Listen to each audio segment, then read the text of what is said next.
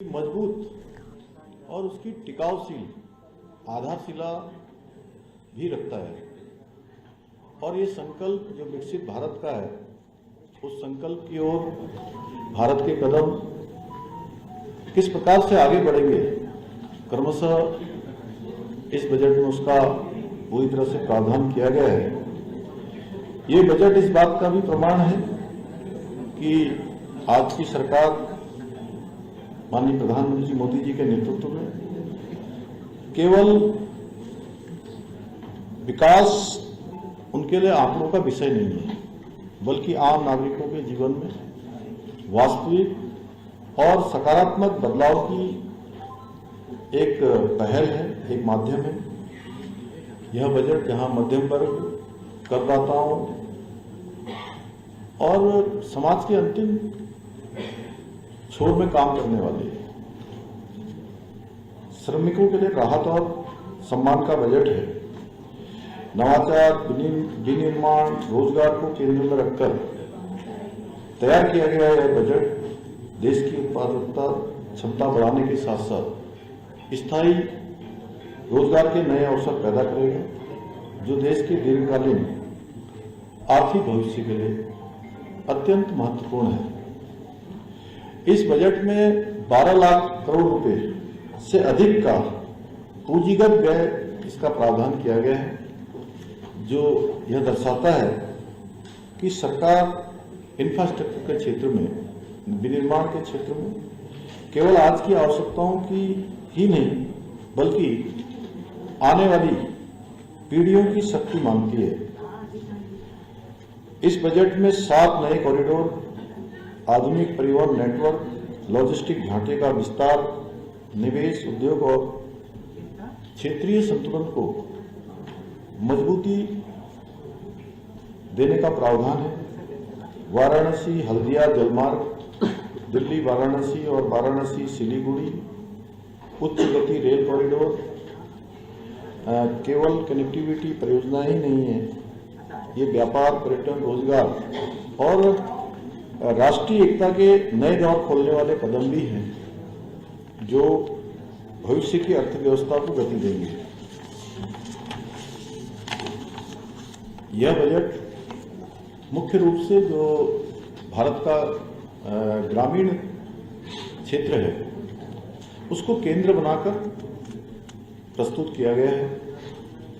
इसमें 2,73,108 करोड़ रुपए का ग्रामीण क्षेत्र के लिए जो प्रावधान किया गया है वो स्पष्ट करता है कि गांव, गरीब, किसान और कृषि सरकार की सर्वोच्च प्राथमिकता है।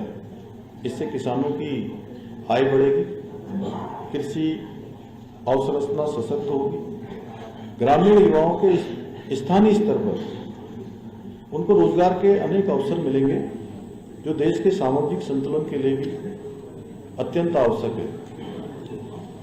नारी सशक्तिकरण इस बजट की आत्मा है।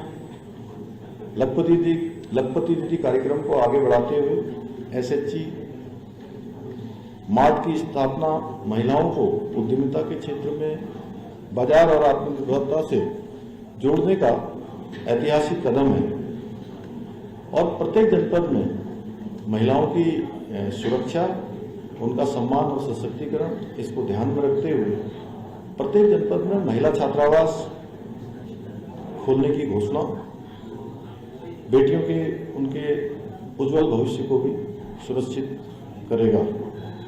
युवाओं के लिए भी यह बजट अवसरों का विस्तार है। शिक्षा, कौशल विकास, स्वास्थ्य और आयुष में निवेश युवाओं को रोजगार योग्य ही नहीं बल्कि राष्ट्र के क्षेत्र में अनेक क्षेत्रों में उनको आगे बढ़ने के लिए भी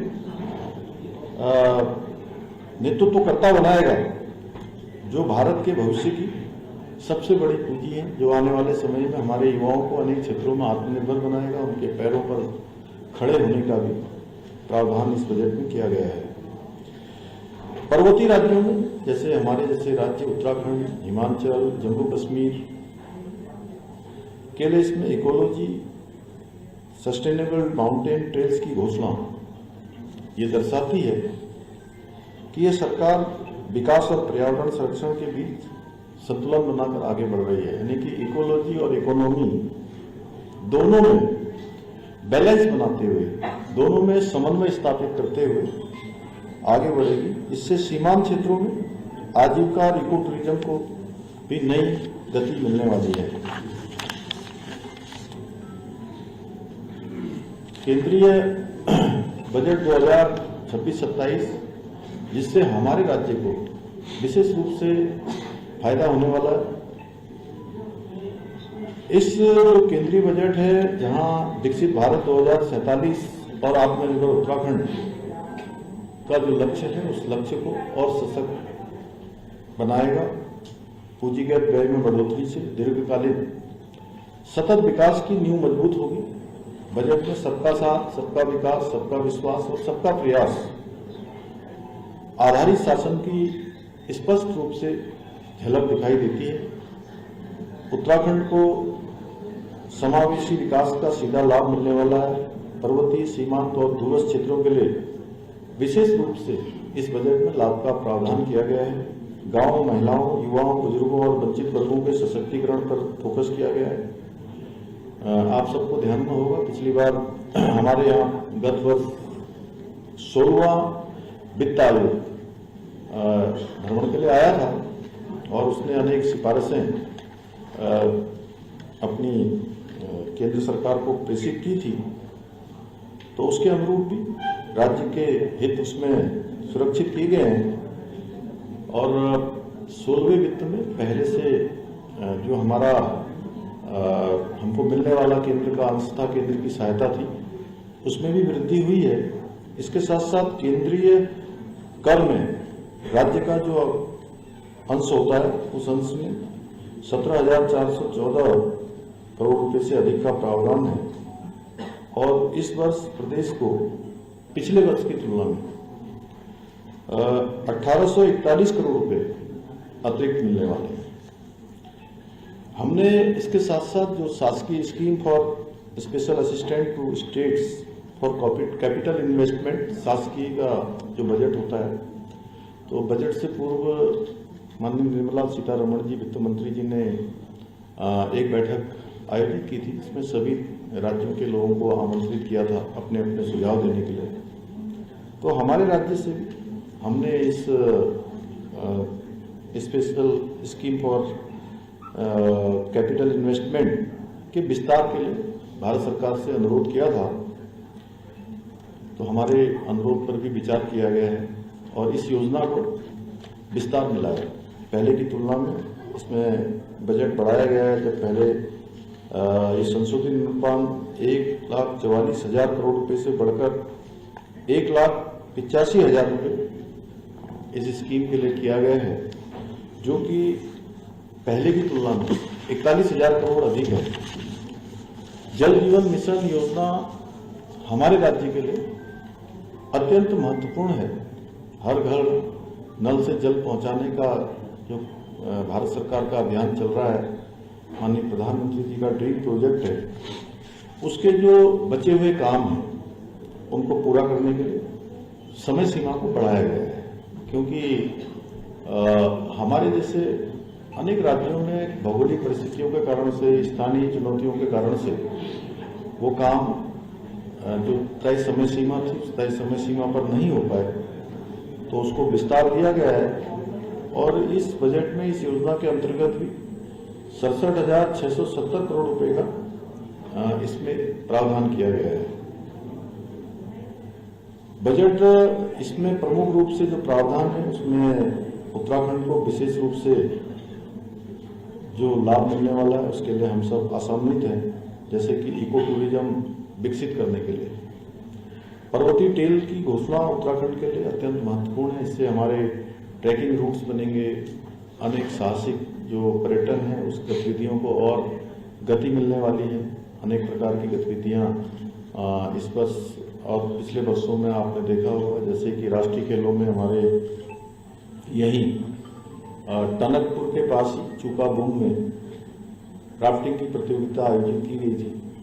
अभी एक्रो का कार्यक्रम टिहरी में संपन्न हुआ है। अभी 4-5 दिन पहले मैं भी उस कार्यक्रम में सम्मिलित हुआ था।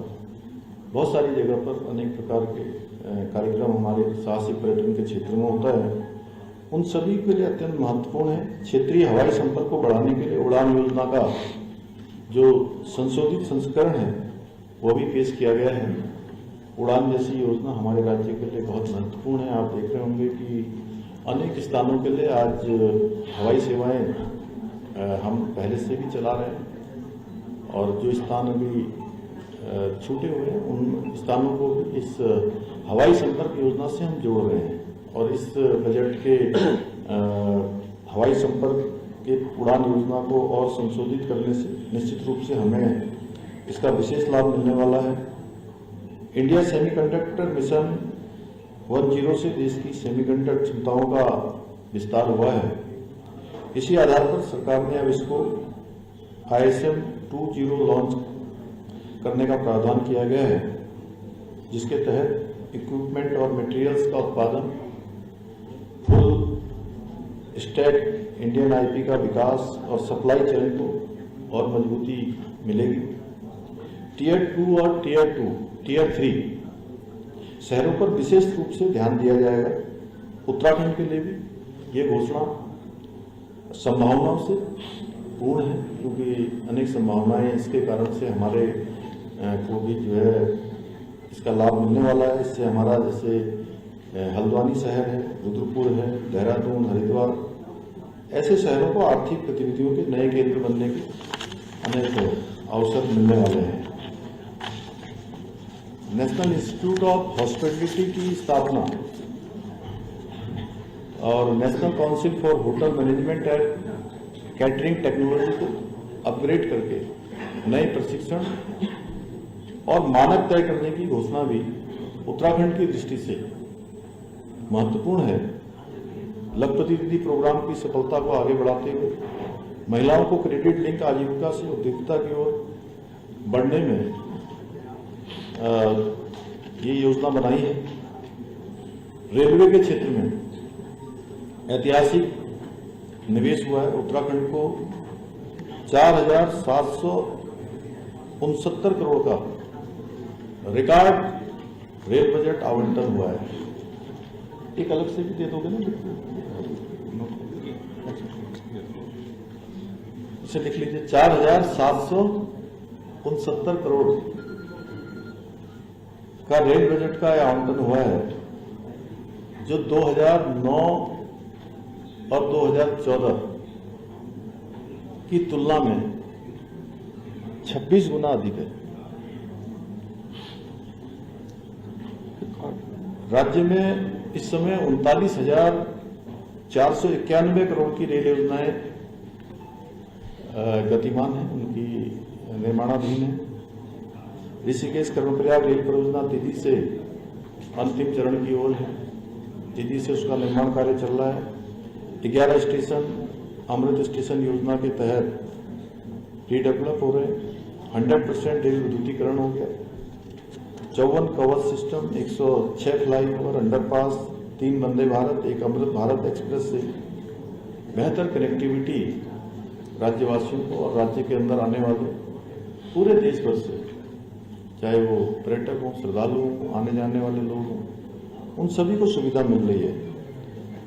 पर्यटन को भी इससे नई गति मिलने वाली है। धार्मिक, साहसिक और इको टूरिज्म को प्रोत्साहन इस बजट से मिलने वाला है। स्थानीय युवाओं के लिए रोजगार के नए अवसर मिलने वाले हैं। Hotel, travel, home stay, transport sector को मजबूती मिलने वाली है। ग्रीन एनर्जी और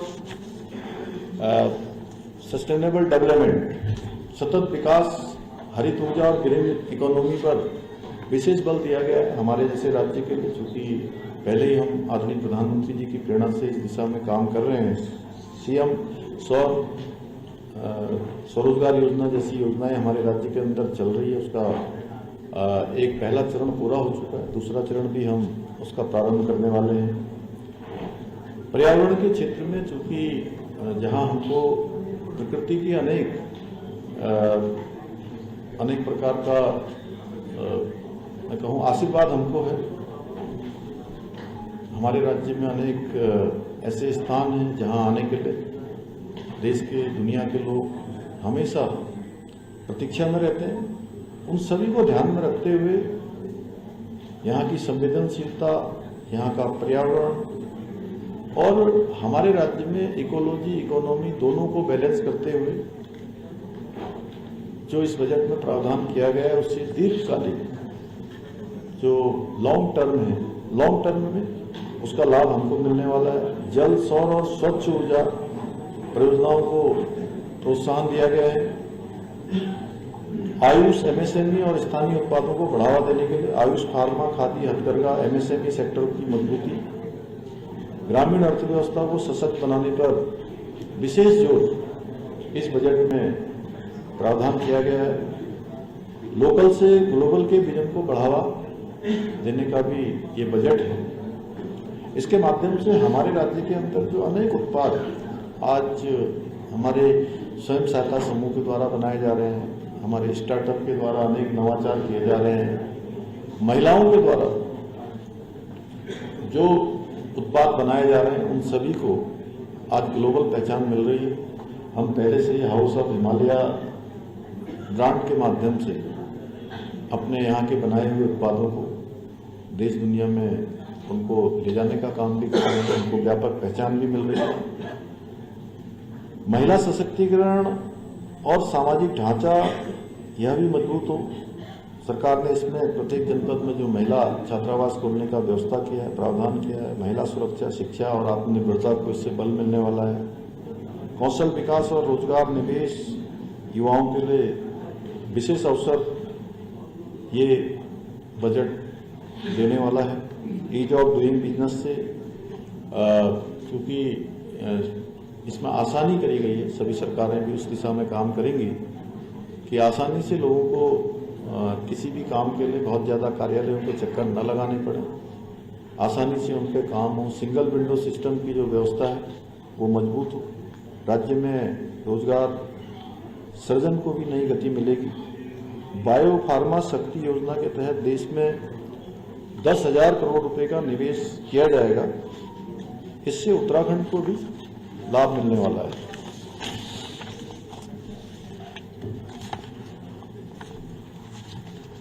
आदरणीय प्रधानमंत्री श्री नरेंद्र मोदी जी के नेतृत्व में ये बजट प्रस्तुत किया गया है।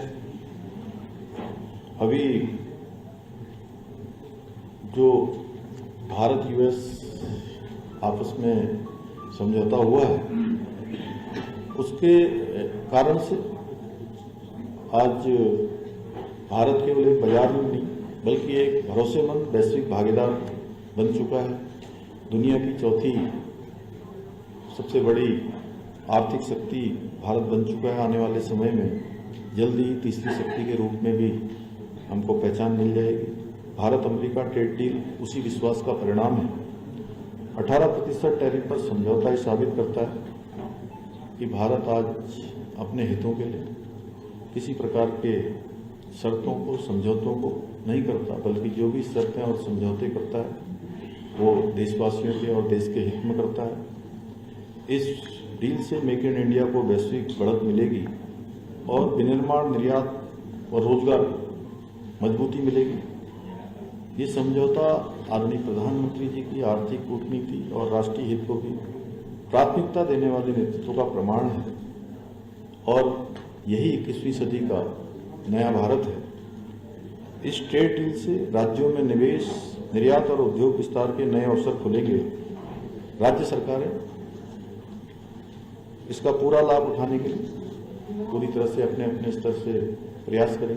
हम भी तैयार हैं, हमारे राज्य की भी व्यवस्थाएं आज, लेकिन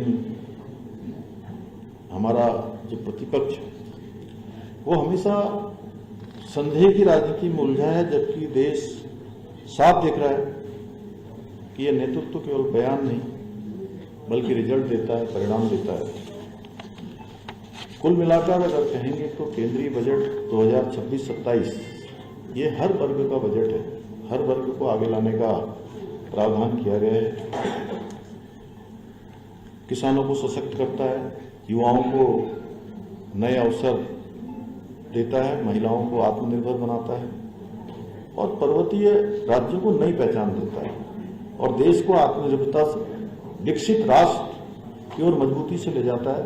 यही नया भारत है जो इंफ्रास्ट्रक्चर विकास से विश्वास बढ़ता है।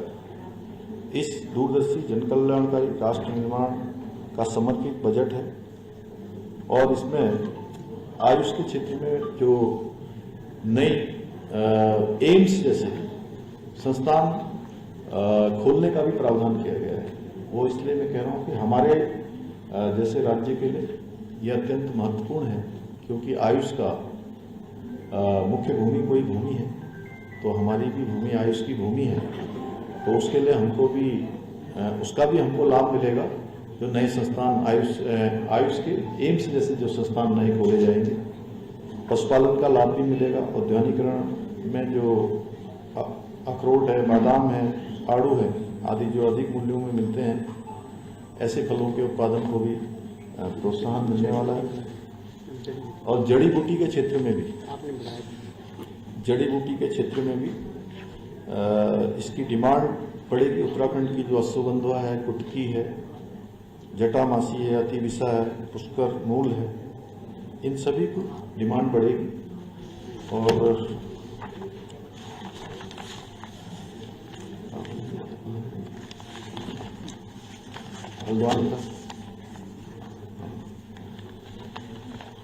हल्द्वानी में माननीय प्रधानमंत्री जी के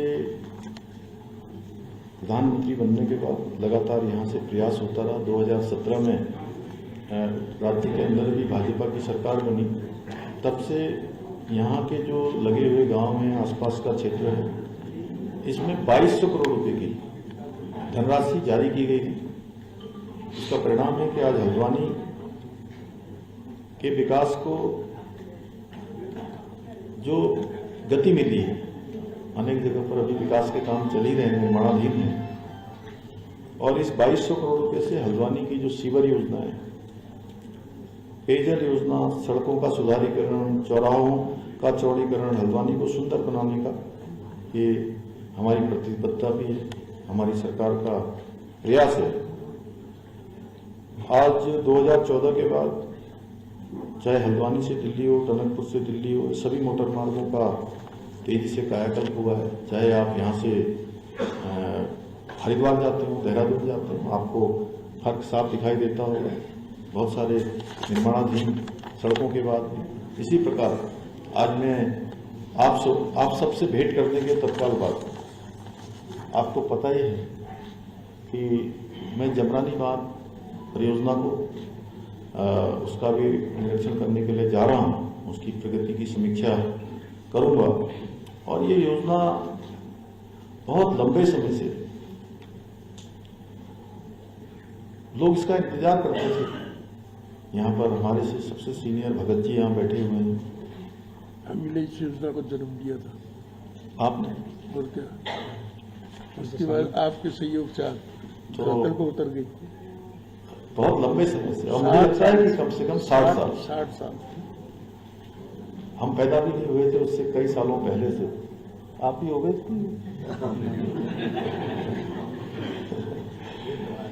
तो ये योजना आप सबको पता है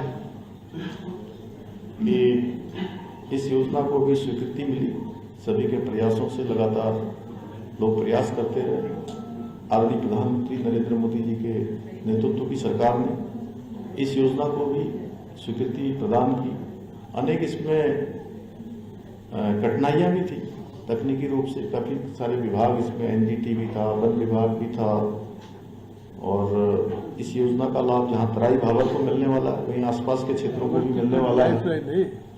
और तराई भाबर की ये योजना ये लाइफ लाइन है। सही में पेयजल का जो संकट है, सिंचाई का जो संकट है, वो इससे पूरी तरह से जो है अगले आने वाले कई सालों तक इसका लाभ पूरे क्षेत्रवासियों को मिलने वाला है। इसके साथ ही मैं प्रधानमंत्री जी को धन्यवाद देता हूं इसके सभी उत्तराखंड वासियों की तरफ से, अपनी तरफ से, कि योजना तेजी से आगे बढ़ रही है। और हमारा प्रयास है कि तय समय सीमा पर ये हमारा प्रोजेक्ट पूरा होगा। 4 साल में 4 साल। और इसके साथ ही जल्दी ही हमारा पंतनगर का एयरपोर्ट, उसका लाभ भी इस पूरे रीजन को मिलने वाला है, आसपास के क्षेत्रों को मिलने वाला है।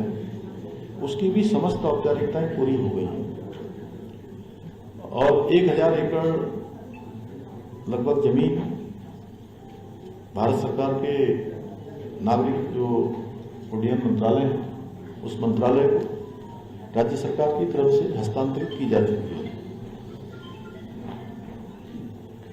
बहुत जल्द उसका भी शिलान्यास हो जाएगा।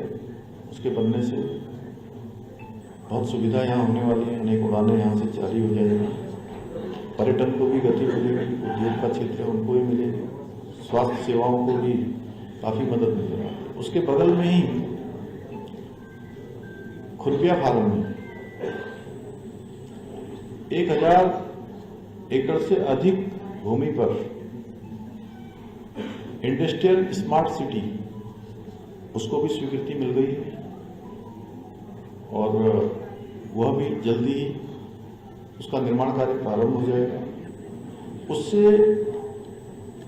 लगभग 50,000 के लगभग युवाओं को सीधे सीधे रोजगार मिलने वाला है। एक बड़ा निवेश उस क्षेत्र में होने वाला है और उसी के बगल में किच्छा में ही जो एम्स का दूसरा एम्स हमारे राज्य के अंदर एक एम्स इस केस में संचालित हो रहा है। दूसरा एम्स भी हमारा वो जल्दी हम आशा कर रहे हैं कि वो एम्स भी इस साल जनता को समर्पित हो जाएगा, उसकी भी सेवाएं यहाँ मिलना प्रारंभ हो जाएगी। ऐसे अनेक कार्य आगे बढ़ रहे हैं, मैं उसमें बहुत विस्तार से जाऊंगा तो काफी लंबा हो जाएगा, लेकिन इसके साथ यूनिवर्सिटी होगी सर, स्पोर्ट्स यूनिवर्सिटी की भी सारी औपचारिकताएं सब हो गई, सैद्धांतिक चिकित्सा सभी हो गई, वो भी गोलापार हमारी प्रक्रिया में है। और एक यहाँ का जो कैंची का बाईपास है, कैंची धाम का बाईपास है, बड़ा बाईपास है, पिछले दिनों पुल चालू हो गए, मैं भी वहां पर गया था भवाली के पास। इन सालों में देखा गया थोड़ा कि जो पर्यटक हमारे कौसानी जाते थे, रानीखेत जाते थे, देश दुनिया के या आगे जाते थे, बागेश्वर से लेकर अल्मोड़ा तक के अनेक क्षेत्रों में, उनको उसके कारण से क्योंकि बड़ी संख्या कैंची आने वालों की हो गई है। अभी 2 दिन पहले ही हमारी एक बड़ी प्रशासनिक अधिकारियों के साथ समीक्षा बैठक थी। उस बैठक में भी हम लोगों ने विस्तार से इसके बारे में समीक्षा की है और जल्दी ही वो बाईपास चालू हो जाएगा। इस साल हमारा प्रयास है कि वो भी चालू हो जाए, जिससे कि आगे जाने वालों को, आने वालों को इस जाम जैसी समस्या का सामना न करना पड़े, इसके लिए हम प्रावधान कर रहे हैं। यहीं मुंशियारी में बरसों से लंबित मुंशियारी मिलन मार्ग का काम चल रहा है। आप सबको पता है मिलम एशिया का एक सबसे बड़े ग्लेशियरों में से एक ग्लेशियर हमारा मिलम का ग्लेशियर है। मिलम तक रोड पहुंच गई है। सरकार बॉर्डर रोड को लेकर बहुत गंभीर है। इस पैकेज में टनकपुर लिपुलेख मार्ग को जहां चालू कर दिया गया है लिपुलेख तक जाने के लिए। आप सबकी जानकारी में होगा कि जो पुराना लिपुलेख और नया लिपुलेख, हालांकि आप लोग रोज लिखते हैं, सब जानकारी आप रखते हैं मुझे, लेकिन फिर भी मैं आपके स्मरण में कर रहा हूँ कि कुछ काम ऐसे हुए हैं जिनके बारे में जरूर आप लोगों का स्मरण थोड़ा फिर से ताज़ा हो जाए। कि 5 किलोमीटर की वो सड़क बनी है। पहले ओल्ड लिपुलेख होता था और अब न्यू लिपुलेख बन गया है। और न्यू लिपुलेख के बन जाने से वहां तक सड़क मार्ग से पहुंचने के बाद कैलाश के दर्शन भी ऐसा लगता है कि जैसे सामने दर्शन हो रहे हो। और प्रधानमंत्री जी के आदि कैलाश यात्रा के बाद आदि कैलाश क्षेत्र में आने वाले उस दर्शन करने वाले लोगों की संख्या में भी बड़ी बढ़ोतरी हुई है, कई गुना। पहले 2-3 हजार लोग पूरे साल भर में जाते थे, अब उस क्षेत्र में जाने वालों की संख्या 30,000 से भी अधिक जो रिकॉर्ड हो चुकी है। और इस वर्ष वहाँ पर हाई एल्टीट्यूड मैराथन का भी आयोजन किया गया था, जिसमें देश दुनिया के अनेक लोगों ने भाग लिया। ये हमारे जो विंटर टूरिज्म है राज्य के अंदर, उसको भी बड़ी गति मिल रही है। ऐसे अनेक नवाचार हुए हैं। आपकी असीम कृपा से हल्द्वानी में 18 किलोमीटर का 4 लाइन बाईपास स्वीकृत हो गया, भाखड़ा से लेकर बेल बाबा तक 18 किलोमीटर भाखड़ा से बेल बाबा तक आपने स्वीकृत दे दी उसको? अभी दी है स्वीकृति। अब मैं अभी थोड़ा उधर का बता रहा था। तो इसके अतिरिक्त टनकपुर जौलजीबी मार्ग, एक मार्ग और है, ये टनकपुर से जौलजीबी। अभी हम पिथौरागढ़ से होते हुए जाते हैं, लोहागढ़, चंपावत, पिथौरागढ़ बीच में पड़ता है, और भी रास्ते में कई जगह पढ़ते पढ़ते अस्कोट से होते हुए ओगला, चरमा, भागी चौरा, कनाली छीना, उसके बाद जौलजीबी पहुंचते हैं धारचूला से पहले। ये मार्ग बन जाने से ये दूरी टनकपुर से जौलजीबी की बहुत कम समय में पूरी हो जाएगी और बहुत आसान सफर होने वाला है। और हमारी सरकार हर वर्ग के उत्थान के लिए प्रतिबद्ध है। जहां हेमकुंड साहब में जसपाल जी बैठे हैं क्या? हेमकुंड साहब जाने के लिए गोविंद घाट से हेमकुंड साहब रोपवे का सारी औपचारिकताएं पूरी हो गई। जल्दी वहां रोपवे लगने का काम प्रारंभ होने वाला है। वहीं रीठा साहब, उसको भी 35 किलोमीटर तक का नया मार्ग भी वहां प्रारंभ कर दिया गया है। सूखी ढांग से रीठा साहब 35 किलोमीटर लगभग का ही मार्ग है। ऐसे अनेक काम आगे बढ़ रहे हैं। हम पूरे राज्य के समेकित विकास के लिए पूरी तरह से प्रतिबद्ध हैं। अभी पिछले दिनों बिंदु खत्ता क्षेत्र का भी एक प्रकरण आया था। कल भी मुझे काफी सारे लोग उस क्षेत्र के मिले थे। माननीय विधायक जी भी बार बार मिलते रहते हैं। पुराना जो FRA का रिकॉर्ड नहीं होने से अभी तक उसकी कार्रवाई बहुत संपन्न नहीं हो पाई, नहीं बढ़ पाई आगे। लेकिन अभी उसका नवीनीकरण का जो प्रस्ताव है, हम उसके लिए समस्त औपचारिकताएं पूरी करेंगे। कल मैंने जिलाधिकारी जी को कहा है कि जल्दी से जल्दी 19 तारीख से 18 तारीख से पहले इनकी बैठक करके उस कार्रवाई को भी संपन्न कराएं। तो ये कुछ बिंदु थे जो मुझे लगता है कि आप सबके, इसके अतिरिक्त बहुत विस्तार में बजट है, कुछ इसके प्रमुख बिंदुओं से आप सबको अवगत कराना। क्योंकि देहरादून में एक दिन पहले वहाँ कर चुका था, लेकिन आप सब लोगों का भी ये प्रमुख है, यहाँ से भी दमोह ढूंगा राजस्व ग्राम। तो मैं इस ऐतिहासिक बजट को प्रस्तुत करने के लिए निर्मला सीतारमण जी को और हमारे प्रधानमंत्री जी की दूरदर्शी सोच, जो हर राज्य, हर क्षेत्र के लिए, सीमांत क्षेत्रों के लिए, हर किसी के विकास के लिए, हर किसी को आगे बढ़ाने के लिए जो बजट प्रस्तुत किया गया है, उसके लिए उनका अभिनंदन करता हूँ, उनको बधाई देता हूँ और देवभूमि उत्तराखंड की समस्त जनता की ओर से उनका आभार व्यक्त करता हूँ।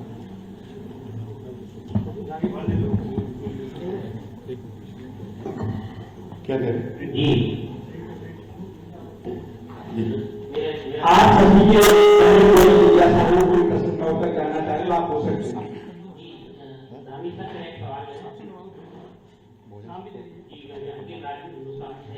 मेरा सवाल है कि केंद्रीय बजट में मैन्युफैक्चरिंग सेक्टर पे कितनी फोकस किया गया और उसके अतिरिक्त बजट की व्यवस्था की गई, तो उत्तराखंड में उसका क्या फायदा मिलेगा? मैन्युफैक्चरिंग के क्षेत्र में नहीं, उत्तराखंड को इस बजट से बहुत आशा है और हमारा प्रयास होगा कि मैन्युफैक्चरिंग का क्षेत्र हो या लॉजिस्टिक का क्षेत्र हो, हर क्षेत्र में, चाहे वो फार्मा का क्षेत्र हो या जो पर्वतीय टेल्स बनाने की घोषणा की गई है, इन सभी से हम लाभ लें और राज्य के अंदर केंद्र के सहयोग से जो हमारी डबल इंजन की सरकार यहाँ पर काम कर रही है और केंद्र और राज्य दोनों ही मिलकर इन योजनाओं को धरातल पर उतारते हैं। जैसे अभी मैं प्रगति पोर्टल की समीक्षा देख रहा था, इसमें लगभग 3.5 लाख करोड़ से अधिक की योजनाएं हमारे राज्य के अंदर 41 योजनाएं केंद्र की यहाँ पर चल रही है भारत सरकार की। तो मैन्युफैक्चरिंग के क्षेत्र में हम कोशिश करेंगे कि सेमीकंडक्टर के क्षेत्र में, अन्य इंडस्ट्री के क्षेत्र में और योजनाएं हमको मिलें। हम उन औपचारिकताओं को, जो औपचारिकताएं होंगी उनका पहले से ही हम रास्ता बनाएंगे और भारत सरकार को अपने जो निवेदन है वो प्रेषित करेंगे, प्रस्ताव देंगे। सर जी नमस्कार, मैं गणेश जोशी, दैनिक जागरण से। मेरा सवाल है कि आपने बहुत अच्छा कहा कि बजट में राज्य के लिए हेल्थ सेक्टर में खासतौर पर जो आयुष के तरीके से नए एम्स बनने जा रहा है, निश्चित तौर पर उत्तराखंड का लाभ आपके सौजन्य से मिलेगा।